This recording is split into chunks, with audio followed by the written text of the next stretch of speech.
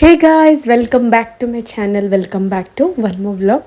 ఈరోజు వీడియోలో చాలా టేస్టీగా ఉండే కరివేపాకు కారం పొడి ఎలా చేసుకోవాలో చూద్దాము. ఈ కారం పొడి ఆకలి లేనప్పుడు కానీ ఏమి కర్రీ చేసుకునే టైం లేనప్పుడు టిఫిన్లోకి చాలా టేస్టీగా ఉంటుంది. దీనికోసం అయితే కరివేపాకుని కొంచెం మందంగా ఉన్నది, లేతది కాకుండా ఇలా కొంచెం మందంగా ఉన్నది తీసుకోవాలి.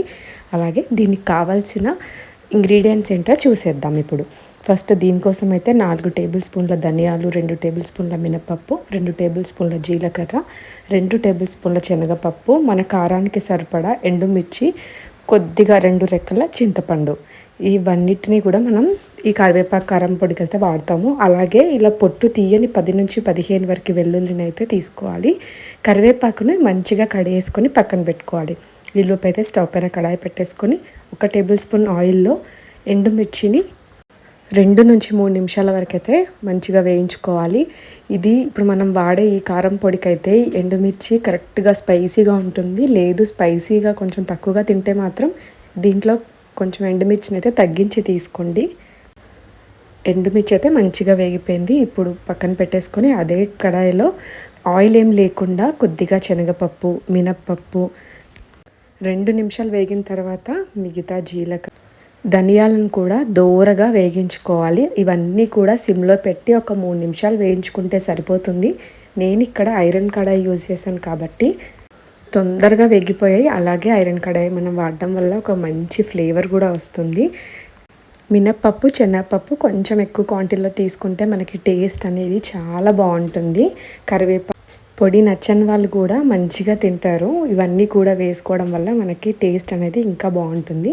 చూస్తారు కదా, ఇప్పుడైతే మనకి ఇవన్నీ కూడా బాగా వేగిపోయాయి. ఇప్పుడు సెపరేట్ ప్లేట్లో అయితే తీసేసి పెట్టుకుందాము. అదే కడాయిలో 1 టేబుల్ స్పూన్ ఆయిల్లో కరివేపాకుని మనం ముందు కడిగి పెట్టుకున్నాం కదా, అది కూడా మంచిగా ఫ్రై చేసుకోవాలి. ఈ కరివేపాకు పొడికి మనకి ఎక్కువ ఆయిల్ కూడా అస్సలు పట్టదు. హార్డ్లీ మనం ఒక 2 టేబుల్ స్పూన్ ఆయిల్ యూజ్ చేసాం అంతే. ఇది కూడా సిమ్లో పెట్టి మంచిగా క్రిస్పీగా అయ్యేంత వరకు అయితే కరివేపాకుని అయితే ఫ్రై చేసుకోవాలి.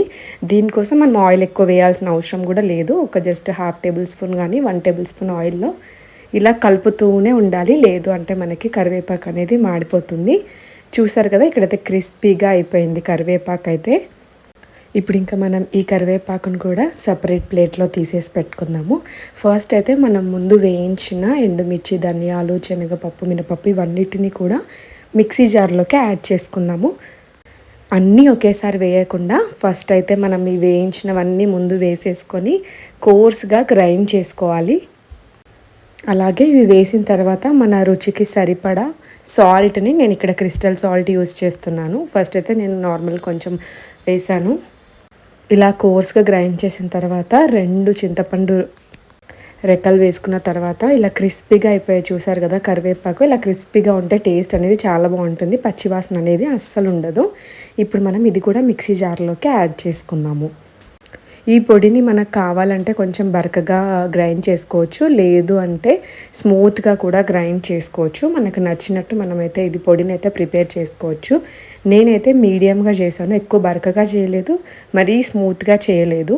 చూసారు కదా, ఇప్పుడైతే మనకు గ్రైండ్ అయిపోయింది. లాస్ట్లో ఒక 15 వరకు మంచి ఫ్లేవర్ ఉంటుంది. వెల్లుల్లిని యాడ్ చేసి ఒక్కసారి గ్రైండ్ చేసుకుంటే చూసారు కదా, కరివేపాకు కారం పొడి అయితే రెడీ అయిపోయింది. ఆ గ్యాప్లోనే మనం సాల్ట్ కూడా చెక్ చేసుకొని కావాలి అంటే యాడ్ చేసుకోవచ్చు. ఇది పిల్లలకైనా సరే కరివేపాకు తినడానికి ఇష్టపడరు కదా, వేడి వేడి నెయ్యి వేసి 1/2 టేబుల్ స్పూన్ కరివేపాకు పొడి వేసుకొని తింటే చాలా టేస్టీగా ఉంటుంది. అలాగే దోశ, ఇడ్లీ ఇలా ఎలాంటి టిఫిన్లోకైనా కూడా చాలా టేస్టీగా ఉంటుంది. అలాగే కాకుండా మనం కర్రీస్ చేసుకున్నప్పుడు కూడా ఈ కరివేపాకు పొడిని వేసుకుంటే టేస్ట్ అనేది ఎక్స్ట్రా స్పెషల్గా ఉంటుంది. ఈసారి చేసినప్పుడు ఏదైనా కర్రీలో ఒకసారి ఒక 1 టేబుల్ స్పూన్ వేసి చూడండి, తప్పకుండా మీకు కూడా నచ్చుతుంది. ఐ హోప్ ఈ కరివేపాకు కారం పొడి అందరికీ నచ్చిందని అనుకుంటున్నాను. చాలా సింపుల్ రెసిపీ కదా. ఇలాంటి మరిన్ని రెసిపీస్ కోసం అయితే ఛానల్ సబ్స్క్రైబ్ చేసుకోండి. వీడియో నచ్చితే లైక్ చేసి షేర్ చేయండి. Thanks for watching.